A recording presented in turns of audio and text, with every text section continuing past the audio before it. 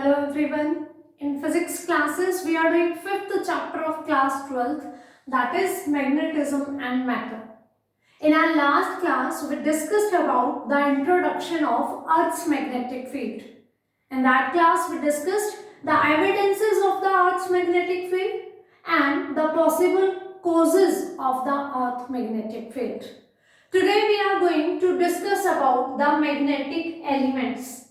Magnetic elements means the parameters, the physical quantities which are going to describe completely the Earth's magnetic field. Completely means its magnitude, its direction, means totally. We are going to get each and every information mathematically in the measurements form, means calculated forms of the magnetic field that is given by magnetic elements. So our today's topic is magnetic elements, which describe completely the magnetic field of Earth. Okay, completely means its magnitude as well as its direction. And we are having three magnetic elements. Magnetic declination denoted by theta, magnetic inclination denoted by delta, and the third one is horizontal component of Earth's magnetic field denoted by capital H. So here we have these three elements which we are going to learn in detail, and these are going to help us to discuss about the Earth's magnetic field. So one by one, let's start these things. I'm just repeating the names of the three. Magnetic declination denoted by theta, magnetic inclination denoted by delta, and horizontal component of Earth's magnetic field that is denoted by capital H. Okay, so let's start with the first one, magnetic declination.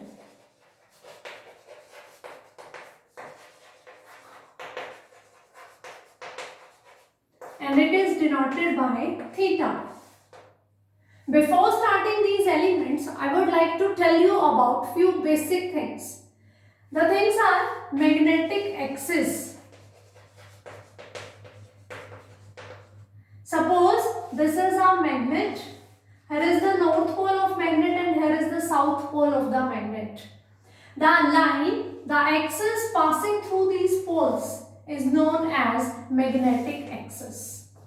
Magnetic axis is the line passing through the magnetic poles is known as magnetic axis. The next is magnetic meridian. Magnetic meridian.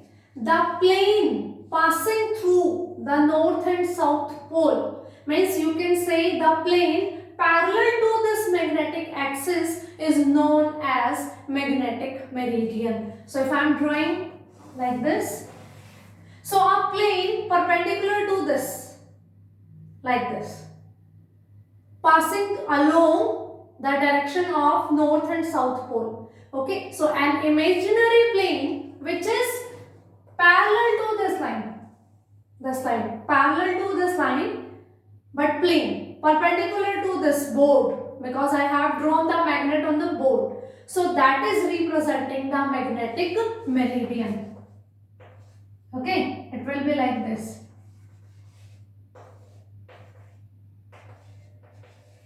Like this, a plane. Okay, the next is geographic axis.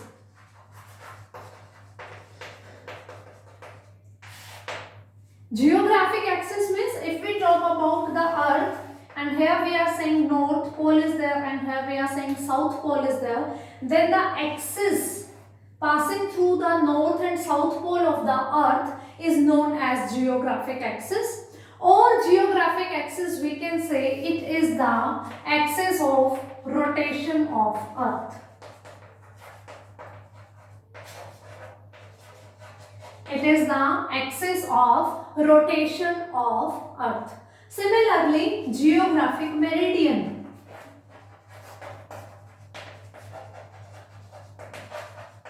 Again, it is an imaginary plane which is parallel to this axis. Okay, is passing. Okay, so we can represent like this, a plane like this. If we draw, this thing is also perpendicular to the board. Okay, suppose this is a circular bowl, spherical bowl I am having, then the plane passing through it like this along north and south pole of it is known as geographic meridian. So if we have the word axis, magnetic axis or geographic axis, it is representing a line, and if we talk about the term meridian, it is representing a plane. Axis is representing a line and meridian is representing a plane. Magnetic axis, the line joining the north and south pole of the magnet. Geographic axis, the line joining the north and south pole of the earth. Magnetic meridian, the plane passing through the magnet along north and south pole is known as magnetic meridian. Similarly, geographic meridian, the plane passing through the earth along its north and south pole is known as geographic meridian. Okay, so now using these terms we are going to define these magnetic elements, where the first one is magnetic declination and it is denoted by theta. So this thing we are going to consider, these elements we are going to learn, or we are going to explain these in the terms of our practical life. Suppose we can take the example of a bar magnet or with the help of a magnetic compass needle. Okay, so let us suppose that I have suspended freely a bar magnet.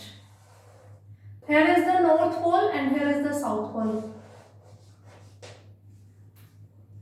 There is a freely suspended what? Bar magnet. Okay, so here is the north, here is the south pole of the magnet.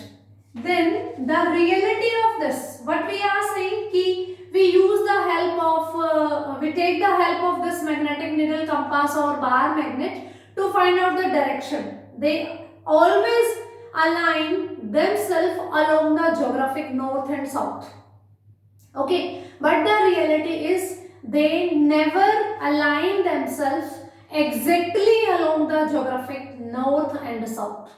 They are little bit tilted against the real geographic north and south pole. So here what we are saying, ki we have a freely suspended bar magnet. So this thing we are imagine ki here is the north direction and here is the south direction. But in reality they are not exactly aligned along the geographic north and south. They are little bit tilted. Exact north south is found to be here.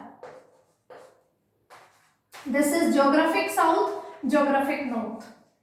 Okay, so this angle is known as magnetic declination.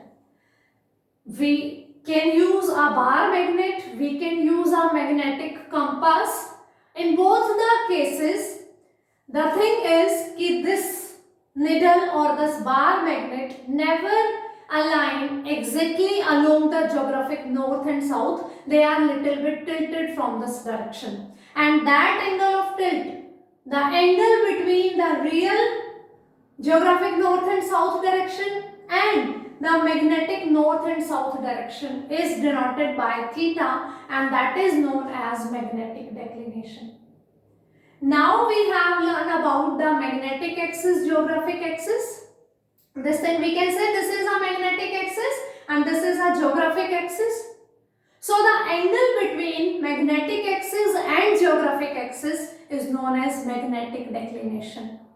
Or we can say that the angle between magnetic meridian and geographic meridian is known as angle of declination. Suppose this will be the plane and this plane is representing the magnetic meridian. Similarly, this plane is representing the geographic meridian. So the angle between magnetic meridian or geographic meridian is known as angle of declination. It is denoted by theta. Okay, so basically to understand what is this angle, the thing is that whenever we are suspending a bar magnet freely or we are using a compass needle, they never align themselves along the exact north-south direction. They are little bit left or right away from it. That angle is known as magnetic declination, or we can say angle between magnetic axis and geographic axis is theta, angle of declination, or the angle between magnetic meridian and geographic meridian is known as angle of declination. Okay, so whenever we are using this bar magnet concept or the compass concept, we have to follow this mechanism also. Suppose this is the real north-south direction, and according to the compass, this is magnetic north and magnetic south. This is geographic north and geographic south. So this is the angle theta, angle of declination. Suppose it is along the left hand side. Then while moving, when we need a map, we need a direction, we are somewhere at the new place, then we have to move along the right hand side. Suppose this angle we are saying it is of 8 degree. 8 degree, it is towards the left, then we have to move 8 degree because we are having this thing in our hand. Magnetic north and south. We are following this one. So we have to move 8 degree towards our right hand side, not along this direction, to reach in the exact north-south direction. Okay, so this is about the magnetic declination. The angle between magnetic axis and geographic axis or magnetic meridian or geographic meridian is theta, and it is known as angle of declination or magnetic declination. So this is the first element. Okay, now moving towards the second one, that is magnetic inclination.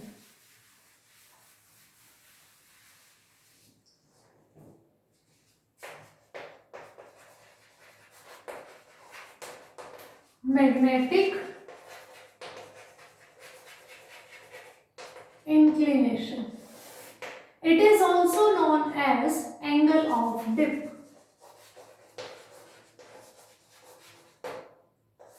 And it is denoted by delta.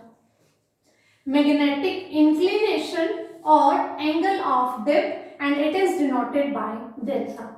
Okay, now what is this angle? If we are saying, suppose we are having a bar magnet or a compass needle, and suppose this is the thing ki on every compass needle we can have a horizontal line.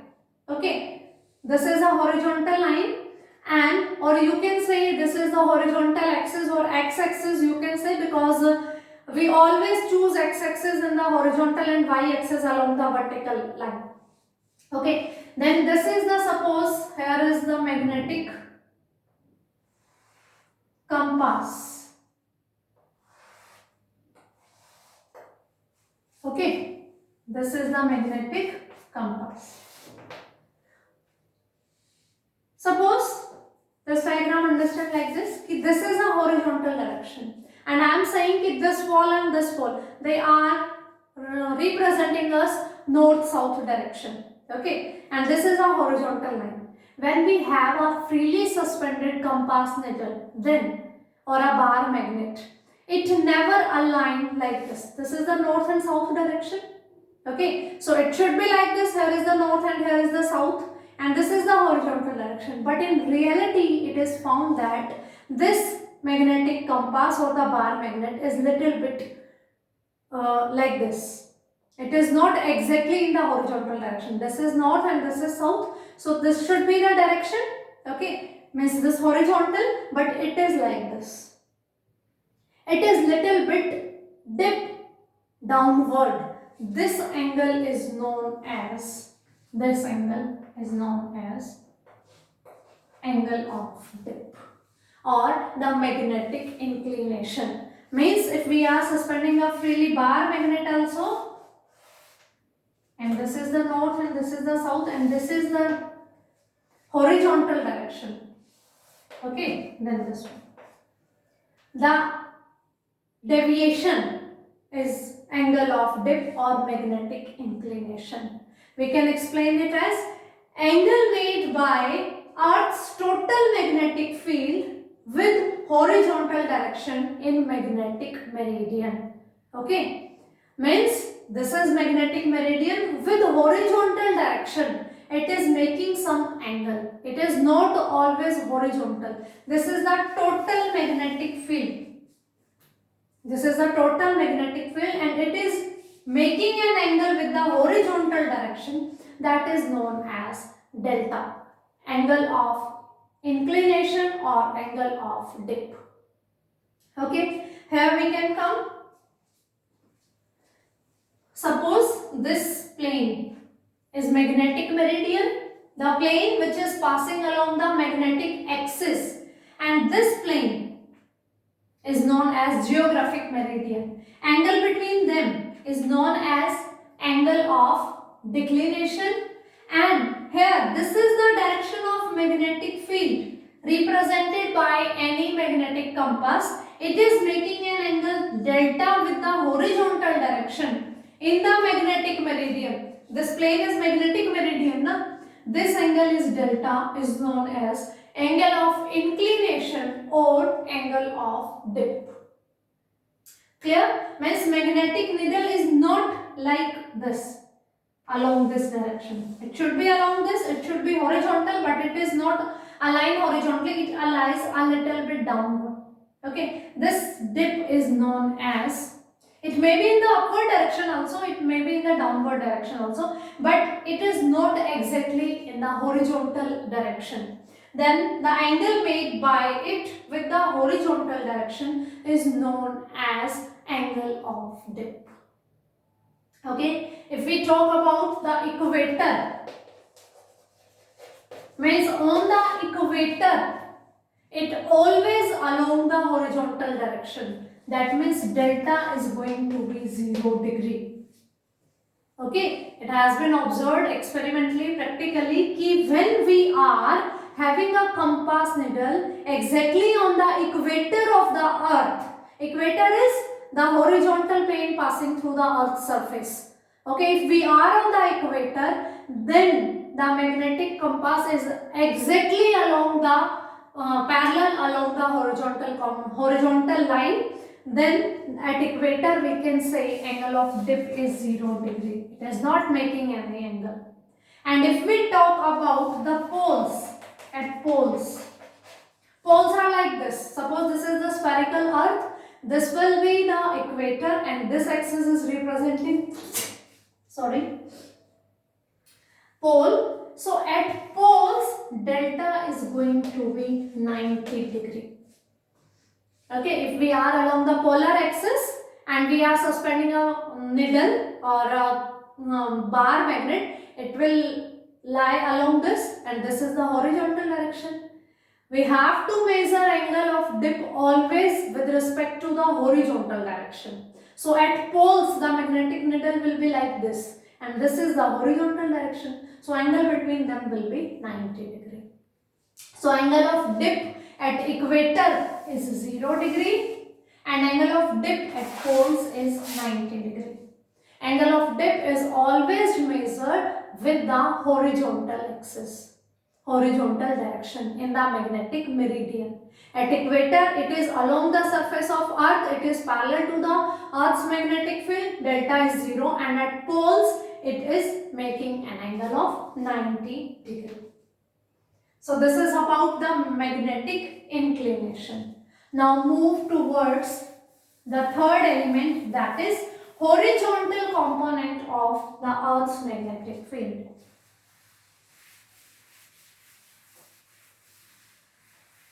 In 11th class we have learned the chapter of vectors. Here we are going to use the knowledge of that chapter. horizontal component of Earth's magnetic field.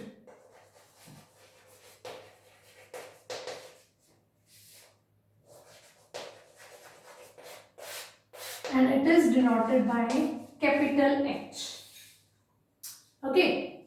Now what we are saying कि Earth's total magnetic field is suppose this direction, and this is the angle of dip which is making with the horizontal axis.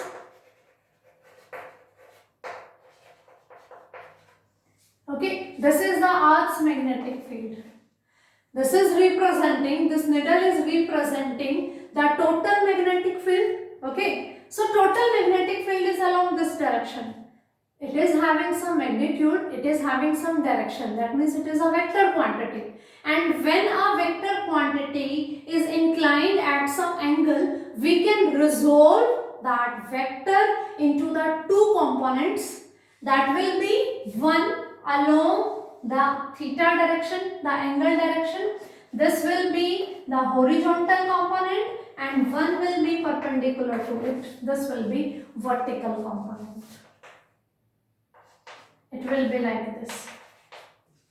So along this direction we have vertical component, and along the horizontal axis we have horizontal component. The component of Earth's total magnetic field along horizontal direction is known as horizontal component. Earth's magnetic field is making an angle delta, angle of dip, with the horizontal direction. So we can resolve this vector into the two components. Okay, along this will be B cos delta, and along this will be B sin delta. We have learned in the vectors, suppose we have a vector R making an angle theta. This is x-axis, this is y-axis.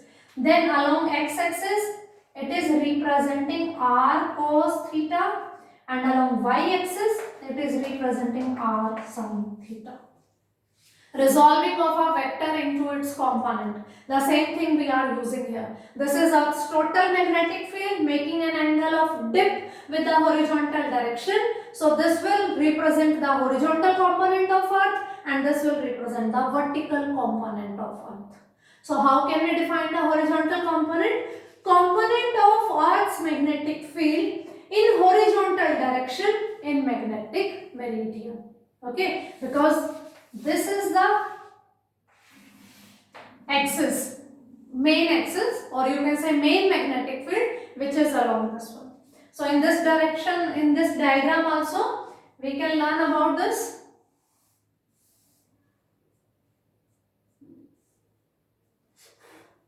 Here, this is the magnetic meridian, this is total magnetic field, resultant we can say. So this is the angle of dip. This component is representing the horizontal component, and this is representing the vertical component. Horizontal component is denoted by H, and vertical component is denoted by V. So you can say H is equals to B cos delta, and V is equals to B sin delta. Delta is the angle of dip, B is the total magnetic field.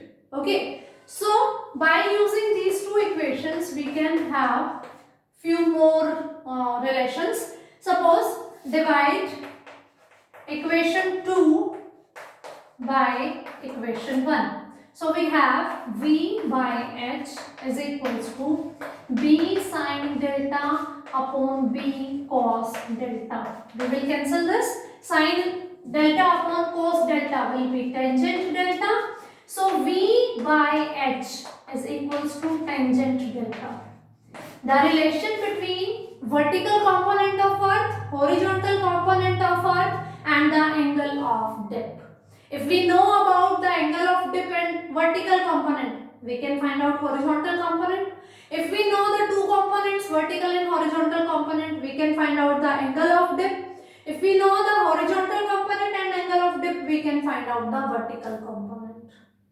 Okay, one more relation we can derive from it, squaring and and adding equation 1 and 2. So we have h square plus v square is equals to b square, I can take common, sin square delta plus cos square delta, and sin square delta plus cos square delta is always 1. So h square plus v square is equals to b square. So this is another relation between the total magnetic field, it's a horizontal component and its vertical component. So B is equals to under the root h square plus v square, and tangent delta is equals to v upon h.